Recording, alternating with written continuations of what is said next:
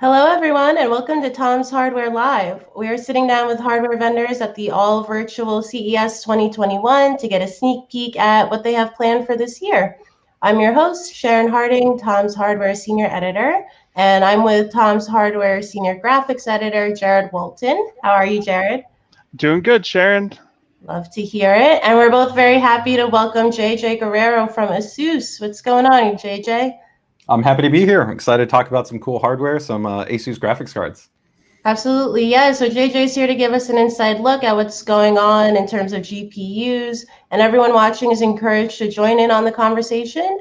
If you have a question for JJ, you can drop it into the chat on Facebook or YouTube, and we'll try to answer it live on the air. And in the meantime, I'll kick things off, JJ, and ask you, I think a big question on everyone's mind today is NVIDIA just announced the RTX 3060. So I think the first question is when and what can we expect to see from Asus in terms of 3060 cards? Yeah, so yes, we are a launch partner with NVIDIA. So we will have 3 different models for the 3060 series. So we're going to have our Strix series, which is very similar to this design, but right now, at least not in the white base variant. So it'll be in that classic kind of silver monochrome based design. We'll then have the tough gaming base model. And then we'll also have new to the series, although we did release it in the previous generation, a dual mini series, which is a much more compact base model. So a little bit more targeted towards those that might be looking at like a small form factor base build. And one of the really cool things too to go along with that announcement is going to be that we have confirmed NVIDIA will be launching the 3060 with the addressable bar support. So we will be enabling that in terms of UEFI BIOS updates. For those of you that are looking to be able to maximize performance, as of course this feature gets maximized not only from the firmware side, but of course from the driver side and game developers, that feature is now going to be baked in. So that's a pretty cool excitement to come along with this new graphics card. So will that be on like Z490 or Z390 and Z490, or like? As far as to the extent of which Z-Series boards, I definitely say stay tuned. For formalized announcements, definitely we can confirm right now. I think that the current generation Z-Series chipset, so you're going to be looking at Z490, Z590, of course, which is also launched now with CES.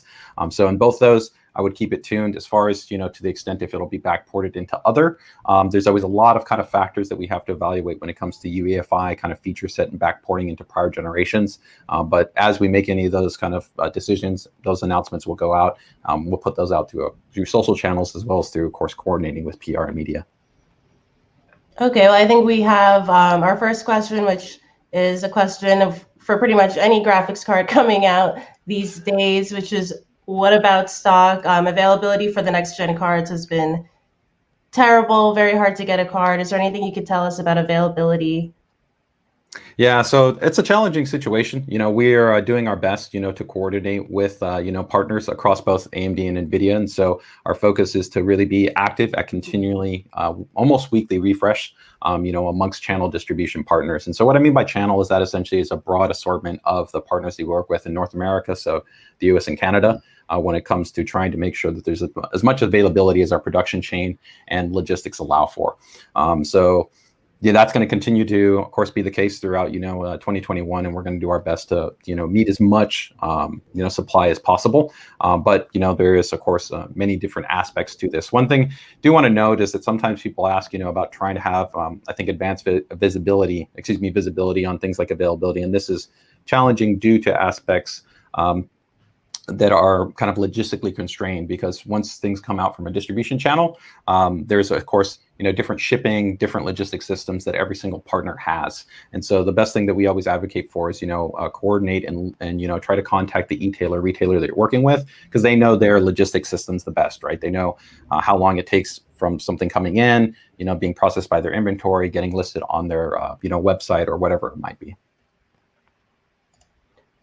And Jared, I know you have, you're a graphics guy, you've been reporting heavily on this. Have you seen any changes, especially as you talk through more vendors this week at CES, like in terms of availability getting better, or how people are getting their hands on a...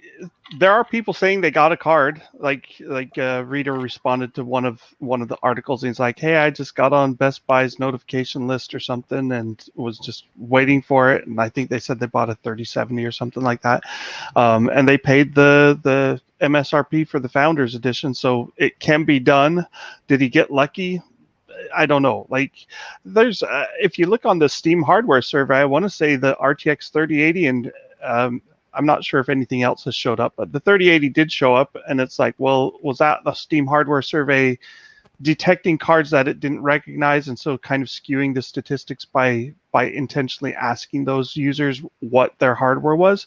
Or is it random sampling? Valve never says how they do the Steam hardware survey, which, as someone who studied some statistics and I use it in our jobs with charting and such, it's maddening. Like, I'm like, do the statistics right. Don't give us like this garbage, oh well, here's what the respondents said, but we're not going to tell you how we selected the people. But anyway, they are out there. I couldn't tell you if they've sold hundreds of thousands of RTX 30 series cards or tens of thousands or whatever. So like Asus probably knows and Nvidia knows, but they don't reveal those numbers to the individuals like me, sadly. Well, I guess something that they do reveal that we can get into are the specs. So obviously with the 3060, the 30 series is expanding, and we already had the 3060 Ti. So it's like one of the big differences is in VRAM, correct? Yeah, this is going to be really interesting, right? And I'd love to hear JJ's take on this, but the 3060 Ti has 8 gigabytes of GDDR6. We don't know the speed of the VRAM in the 3060. Is it 16 gigabits per second? Is it 14 gigabits per second? I've seen rumors saying it's 16, but I don't think NVIDIA has confirmed that. But it is because they're doing, basically they're either doing 16 gigabit chips or they're doing two 8 gigabit chips on both sides of the PCB. They have 6 channels of memory, but 12 gigabytes of VRAM. So in some situations, your 3060 now has, well, the 3060 has more VRAM than the 3060 Ti, 3070, 3080 even. Less memory bandwidth, but more memory. So it's going to be really interesting to see how that plays out in performance and benchmarks. There are rumors saying we'll see, 16 gigabyte 3070 cards. I guess maybe 3060 Ti will get a refresh with more memory. I don't know if that's going to happen or not. 3080, we might see a 3080 Ti with 20 gigabytes. Like, all that's kind of up in the air, but it is very interesting to see the lower tier model with more VRAM than the next several models up the stack. So I like that NVIDIA has 12 gigabytes this time. I don't know what that means for the other cards. It kind of looks bad to have a 12 gigabyte 3060 and only 8 gigabytes on the 3070 and 3060 Ti. What's your thoughts, JJ? Yeah, I mean, I think you brought up a lot of good points there. I mean, I think the reality is that the way I kind of look at it is that, from a gameplay scenario environment, right, I don't think you're necessarily constrained in terms of the VRAM in either one of those models, right? I think ultimately they help to afford kind of the target gameplay experience that you're looking for in terms of resolution, right, and kind of the image quality settings that would most affect, right, the VRAM utilization.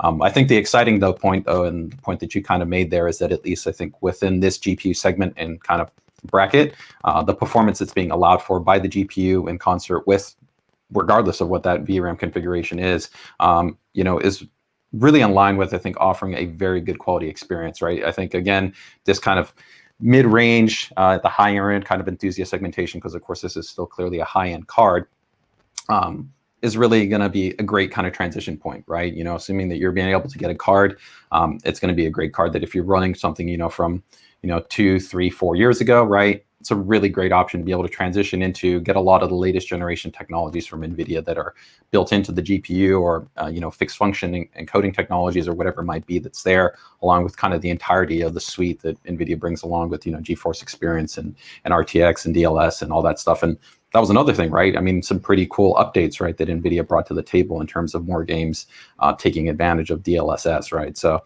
I think from our perspective, that's the way that we look at it. We are an agnostic partner. We support both NVIDIA and AMD, and we're happy as far as, the offerings that can be put out there. And so I think it's good news for gamers all the way around. So what do you run? Do you run an AMD GPU in your personal rig or an NVIDIA? In my primary rig, I do run an NVIDIA-based system. I think for me, just because I'm a really big fan of the GeForce Experience software. I think the functionality and the experience of what they've done there is really outstanding. And of course, my primary monitor is of course a G-Sync-enabled display, and so I really love a lot of kind of the tight integration that you have within the vertical display chain. I think historically, NVIDIA, there are some users that have looked a little bit negatively at kind of, I'd say, that quote unquote locked ecosystem as opposed to the more open standardized. But the benefit inherently, I think, always when you have kind of full ownership of kind of the development of something is the potential to have, I think, superior optimization and an improvement experience. And that's what you have definitely, I think, with G-Sync. So for me, to be able to maintain that, I'm generally going with NVIDIA-based card. But I do have a secondary system that does have a 5000 series 5700 XT based AMD card, and it's been very solid as well. I enjoy, both of them. And in the position, I kind of got to try both things out, be able to see what the experience is like on both. And, especially with the, RX 6000 series too, right? AMD's got a great high performing GPU, right? I think it just, like always, right? The classic debate comes around, right? Is what are the games you're going to be playing? What's kind of maybe the ecosystem that you're going to be connecting with? And that's kind of an interesting thing, because while this has been the case for a few years, definitely, especially since the advent of G-Sync based enabled monitors, monitors were always part of the conversation and sometimes overlooked, right? You should always be talking about, okay, what GPU do I want? But what's the game that I'm playing and what's the resolution I'm playing at, right? But the monitor wasn't necessarily always part of that conversation from the perspective of like, hey, do you have a G-Sync based monitor? Or do you have now, do you have FreeSync, G-Sync compatible G-Sync, right? And that's kind of part of the narrative too, as far as, making your graphics card selection. The interesting thing, and I'm sure JJ can't comment on this, but where there's a GeForce RTX 3060, we've got the 3060 Ti, like it's got 12 gigabytes. I'm sitting here from my perspective, I'm like, is there going to be a 6 gigabyte 3060 like we saw with the 1060? They had the 1066 gig and the 1063 gig. Will we see a half gigabyte or half VRAM configuration for less money? I kind of suspect that's the case. Like there's been rumors and potential leaks about that, but I don't think anything is official there. The flip side is if there's not a 3060 with 6 gigabytes, I think it's pretty much a done deal that we're going to see the same GPU, the GA106 is what we presume is in the 3060, but then we'll have like a 3050 Ti or 3050 or whatever NVIDIA calls it, that will, drop to that next tier down in pricing and stuff. So that's exciting, because we could legitimately see $200 to $250 RTX cards in the coming months. So, I mean, it's cool. Something to keep an eye out for. Performance is the other question, and obviously we haven't heard anything on that yet. Looking at the specs, looking at the 3060 Ti, the 3060 looks like it will be anywhere from 15 to 20% slower. It could be closer because of the VRAM, which means it might be right around the level of like a 2070 Super is kind of where I'm expecting it to land. So, 2070 Super was a $500 card, and now we're going to have that same level of performance with more VRAM for potentially $330. So that will be a very attractive option for your mainstream gamers, I think. So yeah, I'm looking forward to testing it. 100% agree. I think this is going to be a sweet spot kind of graphics card, I think, within that segment, especially with, I think kind of the two big kind of key areas that we see a lot of adoption, because of course us being such a large manufacturer for monitors, we kind of have an interesting perspective, not only just tracking the GPU side, but also monitor side. And so I think as we continue to see high refresh rate 1080p gaming, and of course 1440p gaming, and also high refresh rate there, you've got a GPU that can comfortably drive both of those scenarios.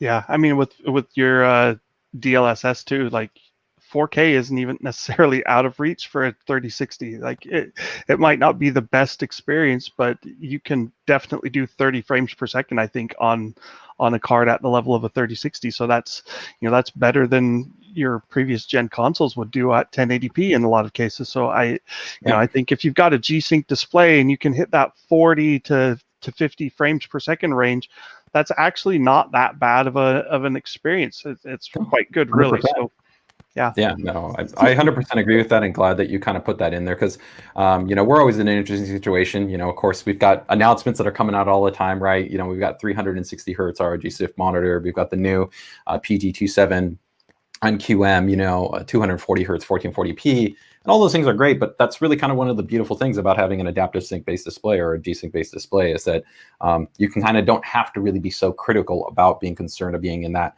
kind of super high refresh rate, right? If it's, 60, 70, 80 frames, if you're in that kind of sweet spot, between that, high 30s, right? 40, like you said, ideally if you can be somewhere around that, 40 to about 55, you're going to have an enjoyable gameplay experience. Sure, is it going to be even better from a motion clarity standpoint, the higher the refresh rate, and especially if you're a competitive player, for sure. But I think, again, for the broadest audience, the flexibility of having, like I said, a card, that you noted on that can dabble into 4K, definitely have a great 4K experience with DLSS, or depending on the title too, right? Sometimes we get constrained to going like, hey, there's one or two titles that are really 4K limited, but I go, to me, I play everything from, the latest, Ori game, right, to, Hades, to, of course, Cyberpunk, right? And the gameplay resolution experience is entirely different across those engines, right? So there are many titles that you could comfortably enjoy at 4K, and I think that's the great thing about PC gaming, right, is that you got a lot of backwards game compatibility that exists in consoles, right? And especially for the new gen consoles, that's been a big focus, but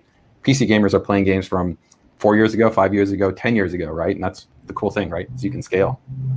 So do you guys think this card will help make 4K gaming a bit more mainstream then, because you're getting a card that's a little 4K ready, that's at a more accessible price? Yeah, I definitely think so, and I think also it's kind of like there's a lot of factors that kind of play into 4K, right? It's not just the GPU. The GPU is definitely a key component, but on the monitor side, you have to account for things like the cost in terms of the panels. You have to account for even kind of the readiness of the ecosystem. Windows had to go through kind of initial, I'd say, teething pains, in terms of things like DPI scaling and having kind of a ready environment that worked well for that. I think feedback from the community in terms of saying, hey, how do you manage, your resolution to, your screen size, getting feedback, consensus from there, whether people favored like 28 inches or did they really want kind of 32 inches. But I think definitely in 2021, we're seeing, I think, a really good overall kind of market convergence to say the monitors are here.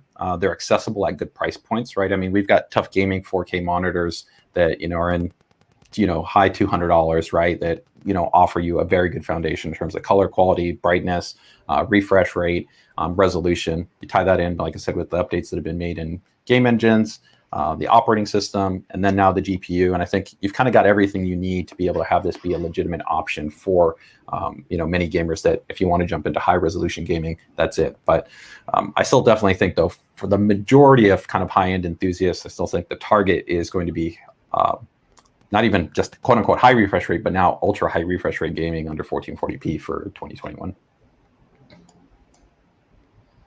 So just a reminder to those watching this live, we are taking viewer questions, so feel free to drop in a question for JJ or Jared if you want to talk graphics a little more. I will have a question for both of you, curious about both of your takes here. You've talked a bit about DLSS. How big of a draw is that for gamers? Jared, you want to go first? Or sure. It's interesting because like there's this aspect of it where you go, well, wait, they're upscaling a lower resolution. Isn't that kind of cheating? And it's like, well, consoles have been doing that for ages, and if you do it well, dynamic resolution scaling is a thing a lot of games support. I can't benchmark with dynamic resolution scaling in a reliable fashion because it's like, well, if you target 60 frames per second and you turn on dynamic resolution scaling, you might get the same 60 frames per second across a bunch of GPUs, but then the image quality varies. So, for benchmarks, we don't use that stuff. But if you're just playing a game, like there's a lot to be said for not getting so hung up on like a frame rate number or a quality number or a resolution number or whatever it is. And I think when you've got stuff like Fidelity FX CAS, the contrast aware sharpening, and Radeon image scaling, RIS, and DLSS, you can do things to upscale lower resolutions to 4K and not have it look all that bad. And ideally in a game, it would do this because if you have the game renders at whatever it needs to, 720p, 1080p, 1440p, upscales to 4K, and then overlays the UI drawn natively at 4K, it looks really good. Like if you upscale the text, it actually doesn't look nearly as good, and that's one of the concerns I have with AMD's RIS solution. But if you just upscale internally and then draw the UI, it looks quite nice. And there's a lot of games that have been doing that for years now. It's just becoming kind of more mainstream. Does DLSS do it better? And I think you can make an argument that yes, it does. It's not perfect. There are, anomalies here and there. But if you give me a choice of like, hey, do you want to run Cyberpunk 2077 at native 4K with ray tracing and 40 frames per second or whatever it is, or do you want to turn on DLSS and get 70 frames per second? I will take the faster frame rate for sure. So I think it's a very good option to have. And NVIDIA's smart because they do this, and it uses technology that AMD doesn't have. They don't have tensor cores, and so it's one more thing in the NVIDIA checkbox where it's like, hey, they can do this thing that the competitors don't have an alternative to yet, which they say they're working on Fidelity FX Super Resolution.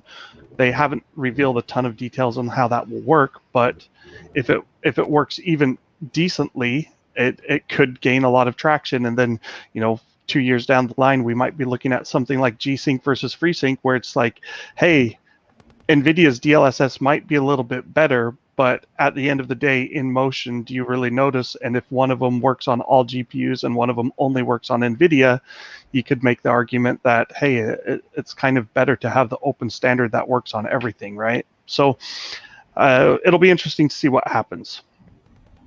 What's your take, JJ? Yeah, you make a lot of really good points there. I think at the end of the day, like you said, it comes down to really though the experience that you can have right now and the games that you're actually enjoying.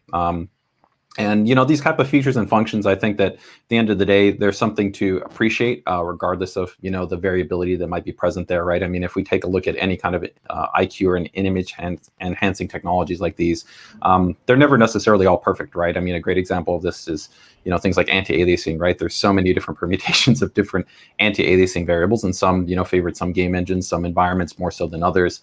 And I kind of look at it similarly to that, but I think with the continued kind of work and investment that NVIDIA has put into it, especially from version 1 to now where we're at, and the continued kind of back-end work, I think unquestionably it's hard to say that for gamers that are enjoying the game titles where it's enabled, that you don't have an improved overall experience, right? And I think that's really the most important factor, right? Is that ultimately, are you able to have a better gameplay experience with this type of technology available to you as opposed to not have it? And I don't really know too many individuals that would say, I'd rather have, a 30 series card and not have DLSS on the table, right? As far as an option that I could enable if the game supports it. If anything, I think you're probably seeing more requests. Warzone is the perfect example of this, right? Where people are going like, we would love to see this option in there. And tell you in terms of community engagement alone, it's probably in the top 3 most requested titles where we would see variability in gameplay experience, and users are like, we really would love to see this option, and it's now there. And I think unquestionably you're going to have gamers that are going to enjoy that. Yeah, I mean, like, as someone who's used DLSS, I'm kind of like, honestly, I want it on every game now. Not because it's absolutely required, not because it's absolutely better, but it's just like, I like having dials to play with, so that if I get a game that I'm like, oh, Yep. this just doesn't run quite as well as I would like, I can flip that switch and do some resolution upscaling and get what I need to do. So, I should show this. Let's see. I'm going to turn off my motion blur here, but then you've got cards like this. This look familiar, JJ? Yeah, I was actually going to show a little image there when we talked about the product stack, but yeah, the LC series. But yeah, this is their 6800 XT. So yeah. I'm working on roundups of the 6800 cards right now. And what do you think of liquid cooling? I mean, it's an interesting take. Like I'll tell you, anyone who runs a card like this, temperatures are phenomenal, like 50, 55 C, all day long, overclocked. It's pretty awesome. Yeah, it's a really interesting scenario. Right before I get into that, I also just want to forget we're focusing on desktop GPUs, but DLS and a lot of these technologies too, I think are critically to evaluate from the perspective of a huge other segment in the market, which we also know really well. It's in laptops, right? Where the power envelopes and a lot of other factors are very different, right? So, you have to kind of look at this from a holistic perspective, right? And I think that's really important.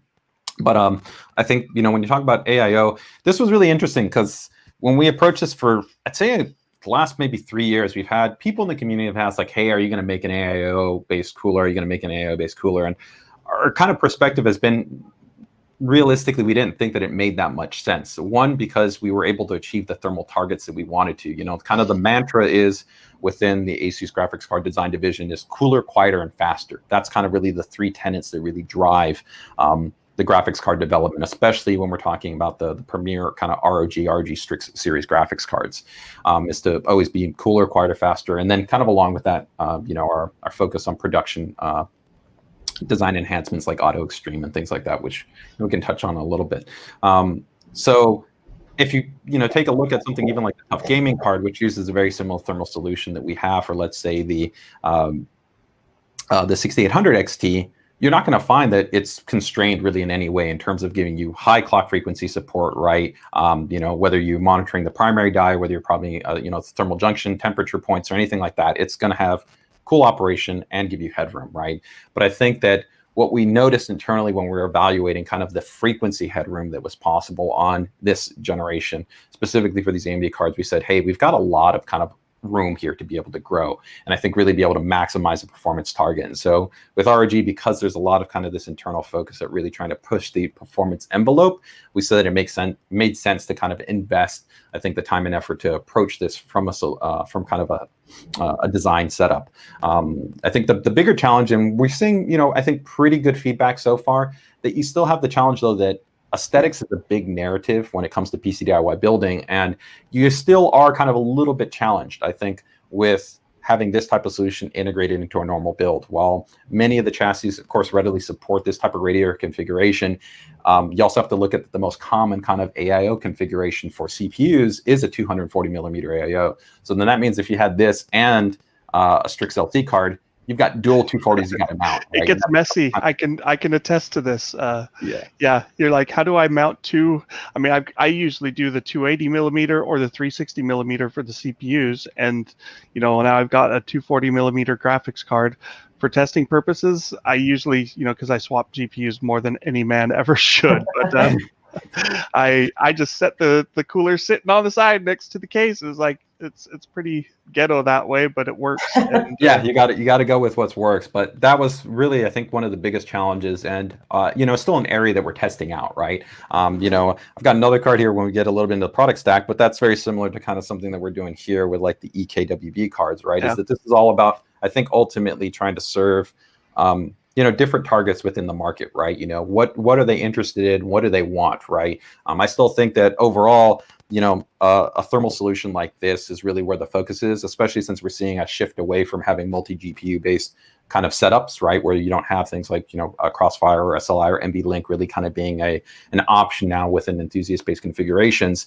You've seen the return of actually these larger slot cards, right? 2.7, 2.9 slot-based designs, where actually there was a period where we moved back away from that, right? Jared, you've been looking at cards long enough that like our DirectCU series is not uncommon for a long time that we had, almost 3 slot-based cards. And then we actually transitioned to where a lot of things went back to, about two slot or 2.5, right? And then kind of when the 20 series kind of came around, right, it went back up, right? And so I think we overall still see that really being kind of the long-term focus, but I think that we're interested in still helping to make sure that we look at designs that can, if they can, help to enable a higher level of performance. And I think that's really where the sweet spot is that I don't necessarily say that it would be something you would expect every single generation from us because of the concerns that we talked about in terms of mounting. But I think that definitely if we see that there's an opportunity, if there's headroom, especially within, I think, those more flagship-oriented SKUs, where there's justification to produce those designs, it's something that you could expect from us. All right, JJ, I do want to get us to some viewer questions in a bit, but do you have some more products that you can detail for us? Yeah, so, I think just to recap, one of the things that I wanted to touch on was just kind of segmentation and series-wise, right? I think there's been a little bit of confusion over the last couple of years. We've gone through kind of some changes in terms of what we've done from a product lineup. And so, Jared actually showed off the latest generation, the Strix LC card, right? So that's our new kind of ultra high-end flagship that you're going to see as far as the ROG Strix series. That'll be followed up by the ROG Strix lineup, which you can see evident right here in terms of the triple slot fan design. This is pretty standard. We have the white model, which is now shipping along with the standard monochrome based model. And then in addition to that, we've got the Tough Gaming lineup. The Tough Gaming lineup is kind of a new series overall, right, to the kind of Asus product family. And then we also now have specifically that you saw actually for the new 3060 announcement as well as we have the dual series. So for dual series, we actually have two different models. We'll have a standard dual series, which has 2 fans, and then we'll have a dual mini, which is going to be a more compact based card. And then lastly, I can actually throw up a photo here too if you guys want to see it. We've got the series, which are 2-slot blower-based design cards, and then also the new KO series. So the KO series is a brand new series just introduced this generation, which kind of will sit at that more aggressive price point that you see from the dual cards, but have a little bit more RGB flair designed into it. And then last one is that's new is these guys right here, these Ekwd cards, which I think is pretty interesting. You take a look here. What GPU is that? This is a 3080, and this is also a 3080. Yeah, right? like it's amazing how compact when you get rid of the big coolers and go with the custom, liquid cooling setup. Like, if you were still doing multi GPU, like that's the way to go. If you never swap GPUs, you can fit 100%, like 4 of those into a small area, and they work great. Yeah, so this is a really exciting collaboration for us. EK's been a great partner. We've done a lot of stuff with them in terms of previous cards. Jared, I don't know if you take a look at like our previous like Aries series or something like that, but Aries had EK blocks. We've worked with them on many motherboards, so we were really happy to be able to offer this. We have it in the 3090, 3080, and the 3070. They all use this really nice, clean, stylized block, full coverage to all the key components. It integrates a backplate on the back of the card, standardized, the power connections, none of that kind of 12-pin power connector, and then of course you have the full Asus Heatsink RGB lighting that's built in there. So you're all good to go. And these are the great thing about the KWB solutions is that they are at a lower price point than if you were to buy, let's say, like a Strix card or a Tough Gaming card. Go buy the water block. Go buy also the backplate, which in most situations is never included with a water block, so that's an additional cost. So overall, kind of the goal here was to be able to give you a turnkey, simplified experience for water cooling enthusiasts that just want to be able to have an Asus card and be good to go. I do also want to take this time though to also note that some people are confused about our warranty policy, that if you did have a Strix series card, it does not void your warranty if you put in a water block on the card. You can fully dismantle this card, place a water block on the card, and we will maintain the warranty. This is applicable to North America, so United States and Canada. As long as there's no damage, whether it's indirect or accidental or direct to the card, there's no issues in that regard. You will maintain your full warranty coverage. The only requirement is that, excuse me, you will have to send in the card with the original factory cooling solution in the event that you do have to submit your card for warranty coverage. But we do just want to let users know if you're going to be water cooling a Strix series card or a Tough Gaming card that has a water block available, you can do that and maintain your warranty. Cool. Awesome. So I guess we can take it to some questions here from our viewers. We have one from Zanza Loki asking, any thoughts on DisplayPort 2.0, holding out for that? So before I turn it to you guys, I just want to say, Jared and I did speak with Visa last week on a live stream. Check that out on our YouTube channel. And they gave us an update on DisplayPort 2.0. Basically, we're still waiting for the products. Yep. COVID had an impact there, but JJ, do you have any thoughts on DisplayPort 2.0 and how that will affect gaming? I think actually if you guys check out that stream you guys did, it was very informative and it really covers kind of all the key aspects to it. I mean, it'll be interesting because of course you have HDMI 2.1, which is present on the cards. But as always, kind of there is this kind of coordination between not only the GPU needing support it, the monitor needing to support it, right, and kind of coming on board. The development pipeline, I think, is really the big challenge from a monitor perspective. Many of the high performance monitors that are developed are generally in a pipeline for 6 months, sometimes even a little bit longer than that. So it's very tricky in terms of a timing perspective, but I think one of the key things with DSE being enabled, it's not necessarily an immediate pain point that's right now, but I think definitely for the future, for next generation displays on the journey to, of course, 1000 hertz and even higher refresh rates, it's going to be great to, of course, have these higher performing I/O specifications. Yeah, I honestly, like, last year I was sure that, hey, we'll get HDMI 2.1 and DisplayPort 2.0 on the next gen cards. DisplayPort 2.0 was finalized in like June of 2019. So I was like, oh yeah, like why wouldn't NVIDIA have this on Ampere, and why wouldn't AMD have it on Navi 2X? And yet they don't. And my guess is at this point, that means it's not going to be on any of the next of the cards that we're seeing for the next year or so. Like we'll basically need RDNA 3, and I think it's Hopper is supposed to be the next one after Ampere. So, you know, whatever comes out in 2022 or thereabouts is kind of where I expect we'll see DisplayPort 2.0.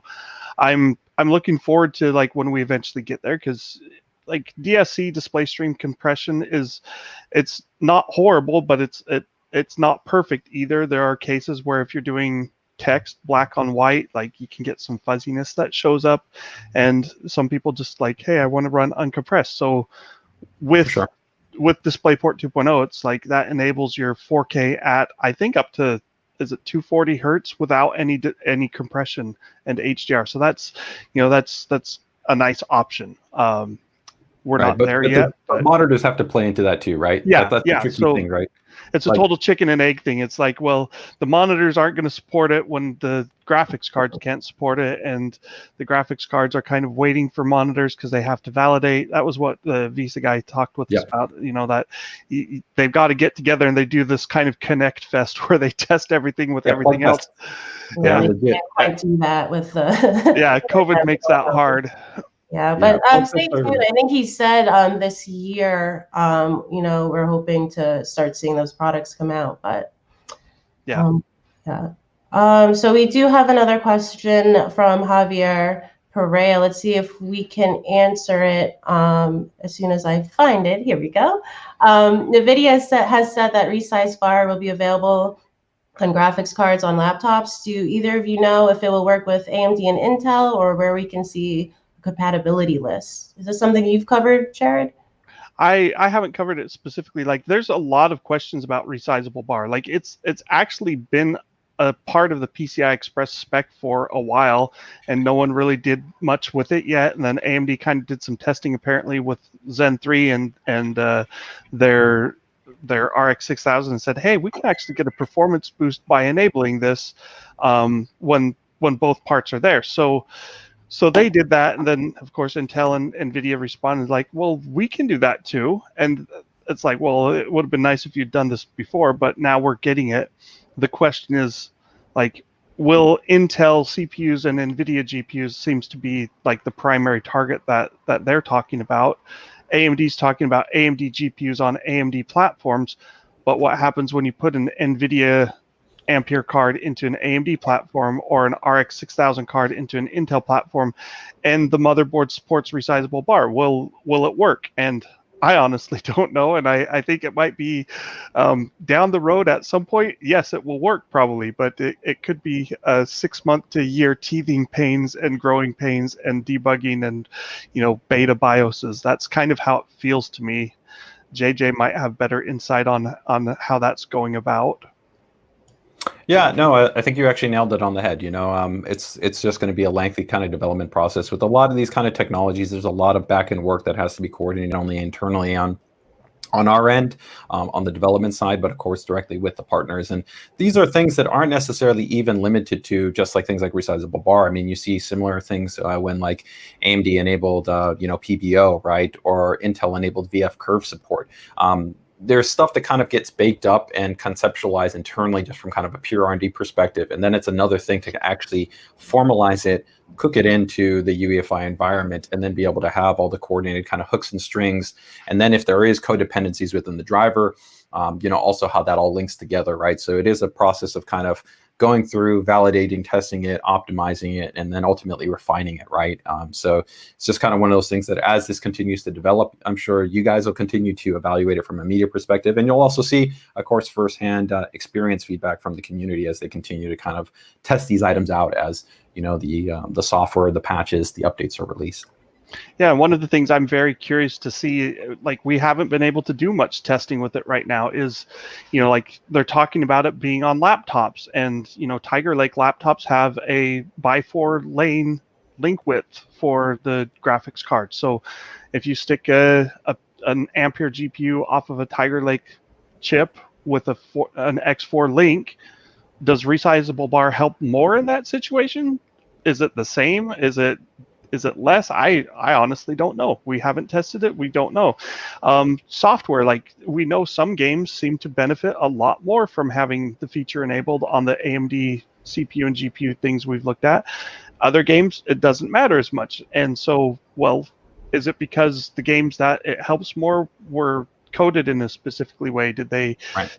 So we could see, once it becomes more commonplace, we could see a lot more games that are like, hey, we can actually make better use of this and do things that were not as feasible before. So it's early days still, and there's a lot that could happen, but it's a nice extra feature that will hopefully just lead to better improved performance for everyone down the road.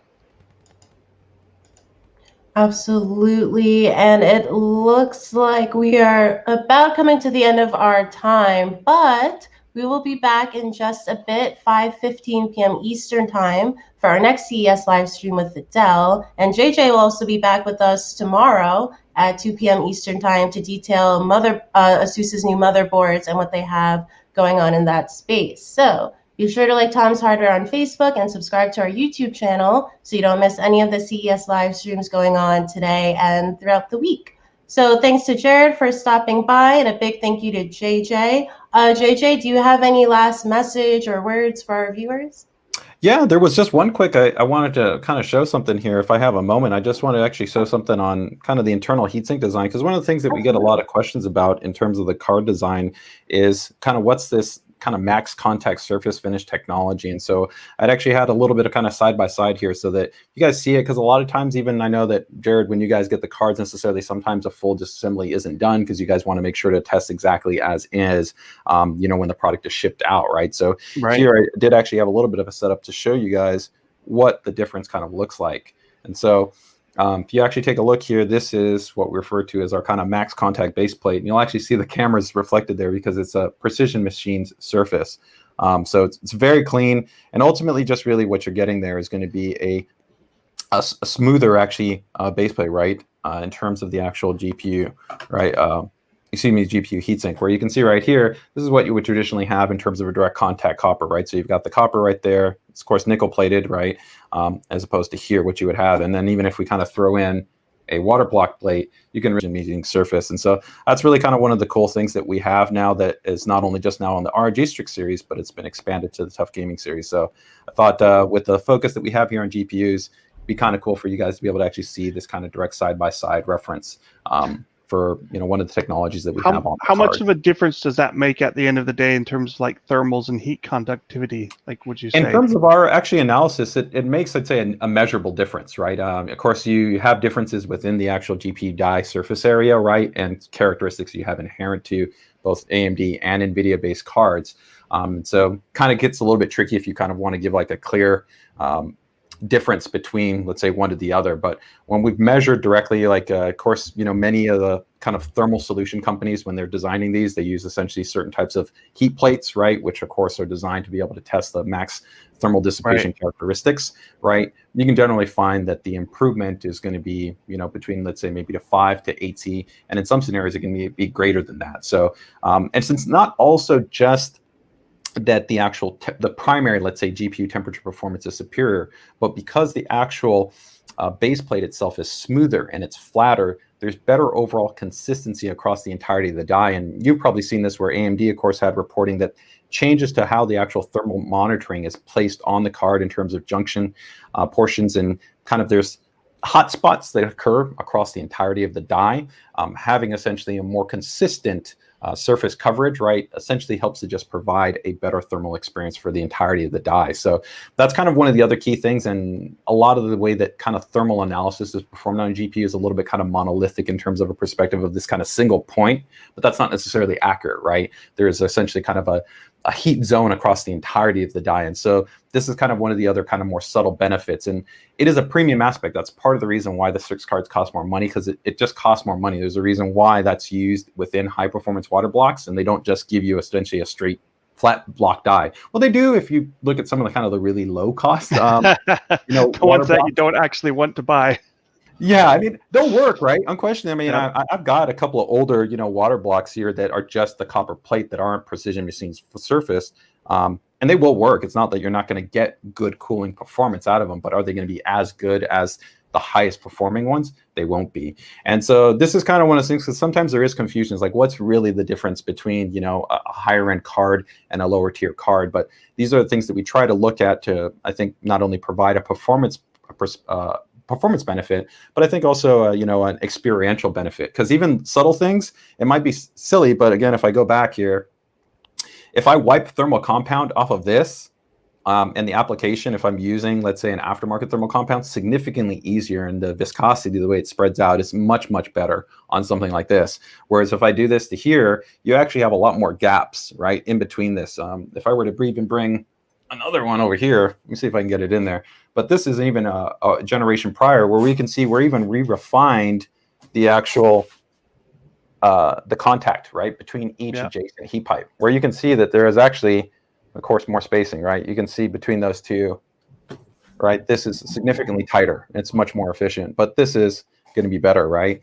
And so those are kind of subtle things, but they are big focus points for us. And other items too, like the integrated fan headers that we put onto the cards. These are kind of the subtler details that sometimes aren't always noted, but we're trying to look at the totality of what the experience is. And I think these are kind of important parts as we get into users that are looking kind of for enthusiast class cards. That's kind of the benefit. Aesthetics, of course, is that big thing that people always kind of keep in mind first and foremost.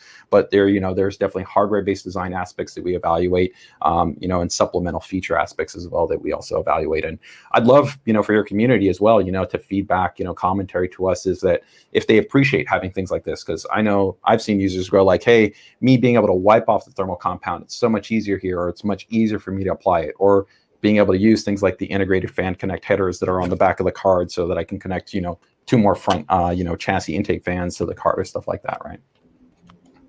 Awesome. Thanks, JJ. So yeah, like I said, JJ will be back tomorrow. So if you love that insight, he'll be giving you even more tomorrow on Motherboard. So definitely stay tuned for that. Thanks for having me, guys. Yeah, thanks for everyone JJ. who tuned in. And that's our show. We'll see you next time.